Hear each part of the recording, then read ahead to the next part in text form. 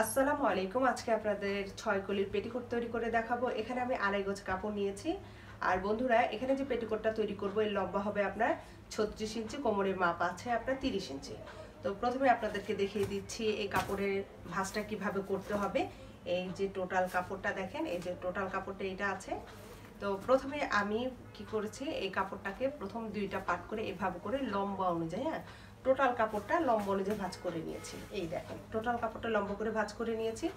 এরপরে কি করব, এই কাপড়টাকে এই যে একটা পার্ট নিচের দিকে রাখবো। দেখেন, এই যে একটা পার্ট নিচের দিকে রাখবো, তার উপরে আরো একটা পার্ট রাখছি। তো টোটাল কাপড়টা কিন্তু আমি এভাবে করে লম্বা করে ফেলেছি, আর বন্ধ যে অংশটা আছে সেটা আমার দিকে রেখেছি। তো এখন কি করব, প্রথমে আমি বেল্টের কাপড়টা বের করে নিব, তারপর নিচের পাটটা কাটবো। তো কাপড়টা আপনারা এভাবে করে বিছিয়ে নেবেন। এভাবে করে বিছালে কি হবে, আপনারা যদি ভিডিওটা দেখেন তাহলে কিন্তু বুঝতে পারবেন।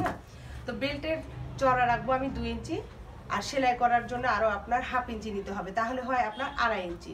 বেল্টের কাপড় কিন্তু আপনার ডাবল ভাবে রাখতে হয়। আপনারা যদি খেয়াল করে থাকেন, বেল্টটা যে কাপড়টা থাকে সেটা কিন্তু ডাবল ভাবে থাকে। তাহলে 2.5 ইঞ্চি, এটাকে যদি আমি ডাবল করি তাহলে হবে আপনার 5 ইঞ্চি।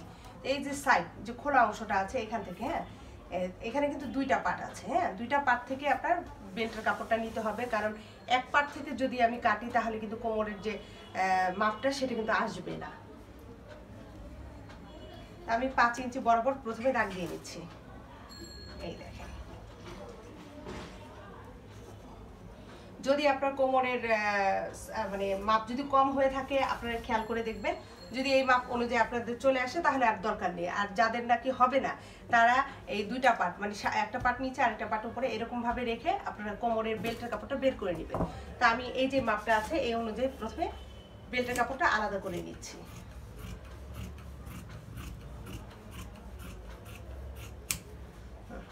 এখন আমি নিচের পাটটা কিভাবে কাটবো, এই কলিগুলো কিভাবে কাটবো সেটি দেখাবো। আর বন্ধুরা, কলিগুলো কাটার আগে আরেকটা কথা বলে নিচ্ছি। অনেকে জানতে চায় যে ফিতাটা কোত্থেকে বের করব। আপনারা যদি ফিতা তৈরি করতে চান, এখানে যে পাট আছে এই পাট আপনারা মাঝখান থেকে মানে এভাবে করে আলাদা করে নিয়ে ফিতাটা এইভাবে করে সাইড থেকে বের করে নিতে পারেন। তা আমি ফিতাটা এই কাপড়টা দিয়ে তৈরি করব না, যার কারণে আর দেখালাম না। এখন কোমরের মাপ আপনার আমি এখানে নিয়েছি 30 ইঞ্চি। আমি যদি 30 ইঞ্চি বরাবর কাটি তাহলে কিন্তু কোমরে আপনার টাইট হয়ে যাবে, এই পেটিকোটটা আপনার কোমর দিয়ে উঠানো যাবে না। তো এর জন্য কি করতে হবে, কোমরের মাপ আপনার যা আছে তার থেকে আরো 4 ইঞ্চি কাপড় বাড়াতে হবে, তাহলে হয় আপনার 34 ইঞ্চি। তো 34 ইঞ্চিকে 8 দিয়ে ভাগ করব, তাহলেই আপনার মাপটা চলে আসবে। তা আপনাদের কোমরের মাপ যার যেটা হয় আপনারা তার সাথে আরো 4 ইঞ্চি অ্যাড করবেন। এরপর এটাকে 8 দিয়ে ভাগ করবেন, তাহলে আপনারা যে কোনো সাইজের জন্য কিন্তু এই কলিগুলো বের করে নিতে পারবেন। আর বন্ধুরা, নিচের যে লম্বাটা আছে এটা কিন্তু জানার ব্যাপার।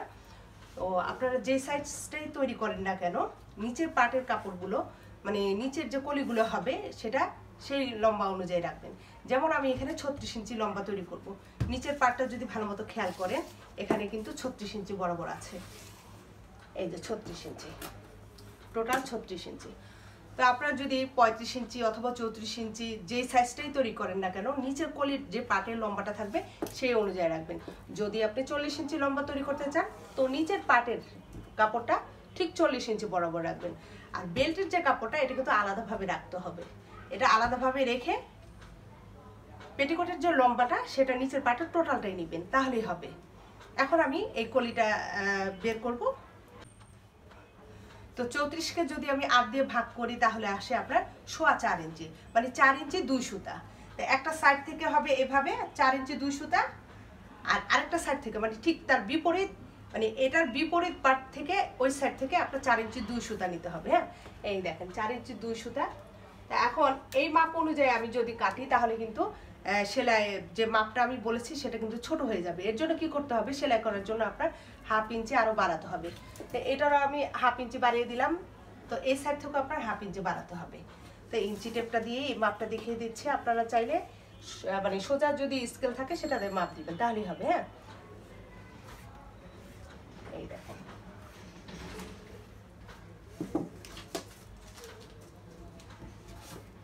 তো এখন আমি এই পার্ট অনুযায়ী কেটে নিচ্ছি। আর বন্ধুরা, সাইডের যে জয়েন্টটা আছে এটা একটু আলাদা করে নিতে হবে। এটা আমি একটু আলাদা করে নিচ্ছি।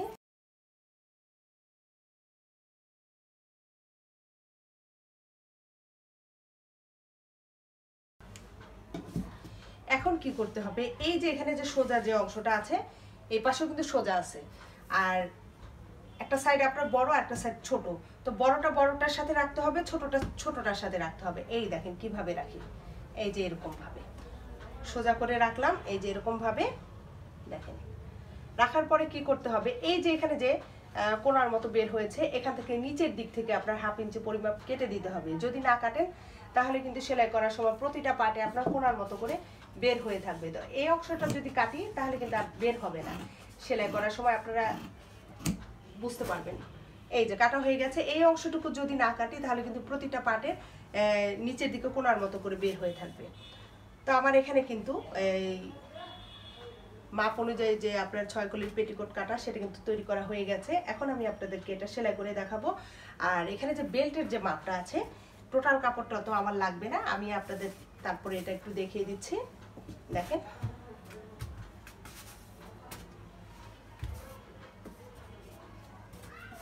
এই যে এখানে বেল্টের টোটাল লম্বাটা আসে আপনার মানে 16 ইঞ্চি, জয়েন্ট দিয়ে মানে এখানে সেলাই করলে 1/2 ইঞ্চি চলে যায়, 16 ইঞ্চি মানে 32। আমার আরও লাগবে 2 ইঞ্চি। তো এই যে সাইডের যে কাপড়টা টোটাল কাপড়টা কিন্তু আমার লাগছে না, জাস্ট আপনার 2 ইঞ্চি মানে আর সেলাই করার জন্য মানে সাইডের যে কাপড়টুকু যতটুকু লাগে এটা।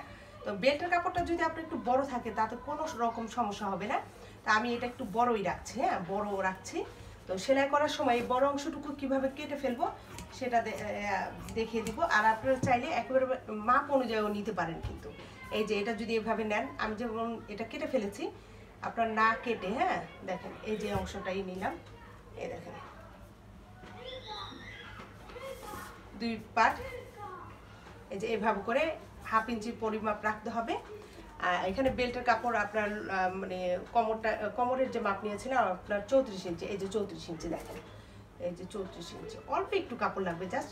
আর ভাঁজ করে সেলাই করার জন্য জাস্ট আপনার আরও 1 ইঞ্চি নিলাম, এতটুকু কাপড় নিলেই হবে, আর লাগবে না। এই দেখেন এতটুকু, তা আমি টোটাল এই কাপড়টাই রেখেছি, বাড়তি অংশটুকু তখনই দেখিয়ে দিব, ইনশাল্লাহ বুঝতে পারবেন। তো এখন আমি আপনাদেরকে এটা সেলাই করে দেখাচ্ছি।